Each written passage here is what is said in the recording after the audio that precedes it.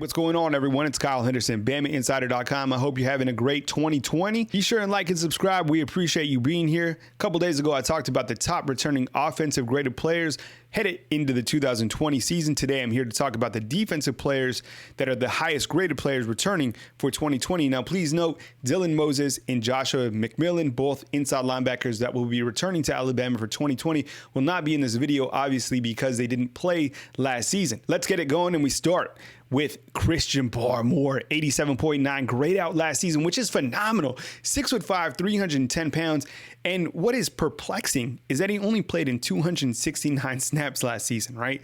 This guy seemed like a man on fire, chasing down quarterbacks, chasing down running backs, just seemed angry on the field. And that's something that you need on the defensive side of the football.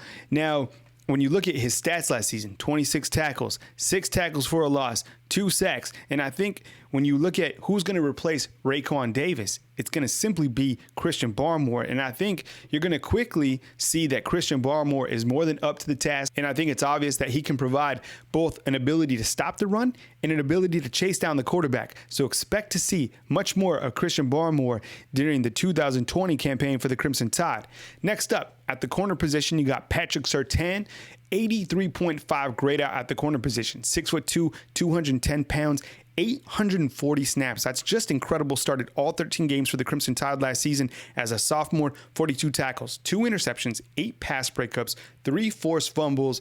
In my opinion, he's one of the best cover corners in all of college football. Really like his length, 6'2", 210 pounds.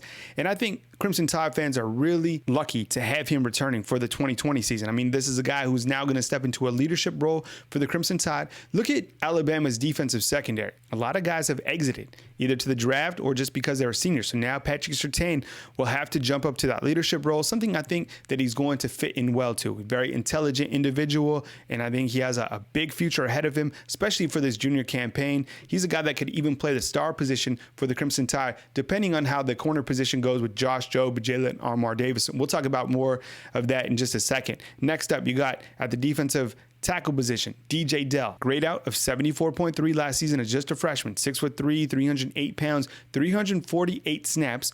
End of the season, he was a little banged up. So I think when you look at DJ Dell, he needs to get his body in shape so he can play over 500 snaps, play for the grind of the season, right? But you got a lot of defensive linemen coming back, so I think that bodes well for DJ Dell. 17 tackles last season, 3 tackles for a loss. Didn't have too many quarterback sacks, just 1, but maybe that's not part of his game. Maybe the part of DJ Dell is controlling the middle of the field, right? Neutralizing the opposing team's rushing attack. And I think that's something that Nick Saban likes about DJ Dell.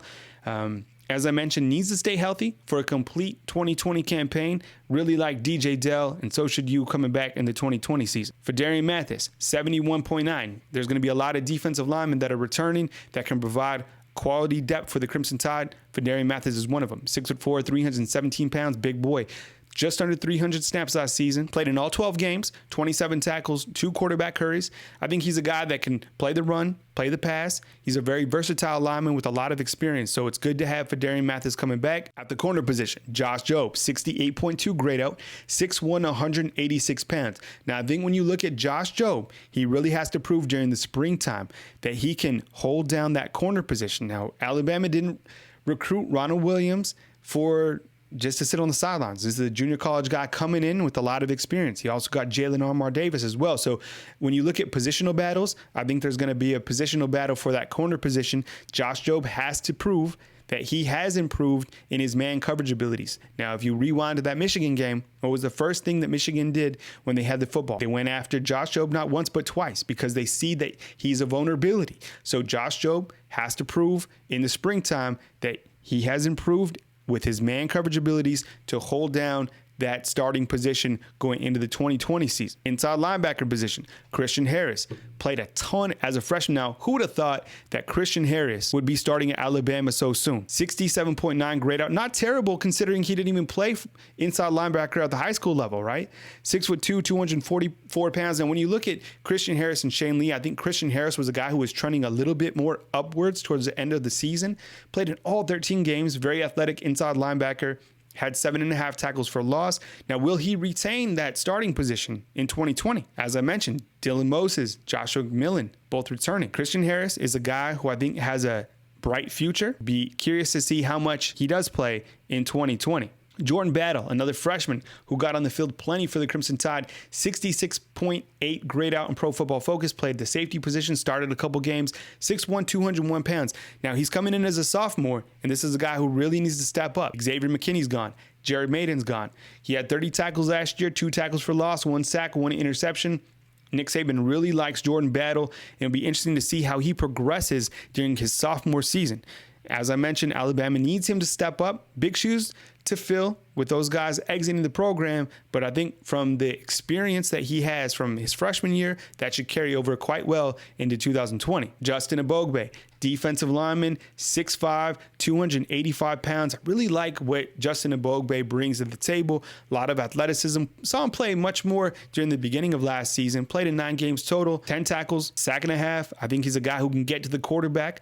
I don't know if he's going to be a starter during the sophomore season, but I think he's going to get plenty of playing time, over 200 snaps during his freshman season. Byron Young, another freshman. Look at all these freshmen that got playing time last year. That's going to carry over tremendously well in 2020. Byron Young, 6'3", 300 pounds. I think he's a guy that can rotate at that defensive tackle position should DJ Dell need a blow. Played in all 13 games as a freshman. Very impressive.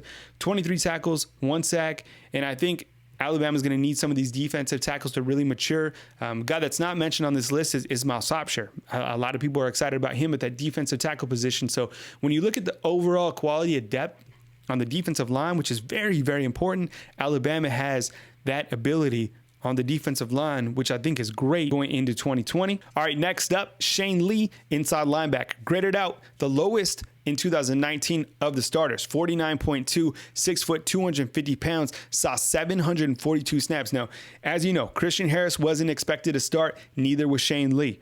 He was second in the team in tackles, 86 total tackles. It seemed like he was everywhere, right?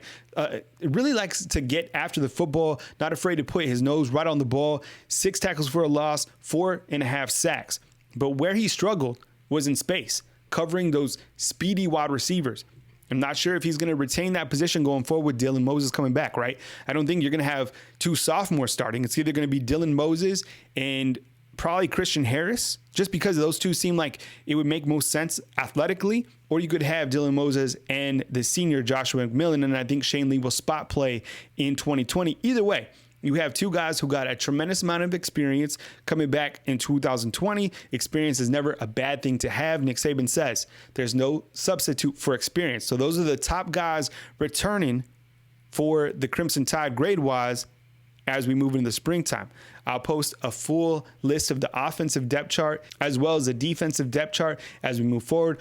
I already have a video out on the quarterbacks. Next up, I'll do one on the running backs and so forth as we move closer to spring football for the Crimson Tide. We appreciate you guys watching. Please be sure and like and subscribe. Helps our channel grow. Please spread the word of BamaInsider.com. We look forward to providing more content as we move into the spring season. Reporting from Tuscaloosa, Alabama, Kyle Henderson, BamaInsider.com.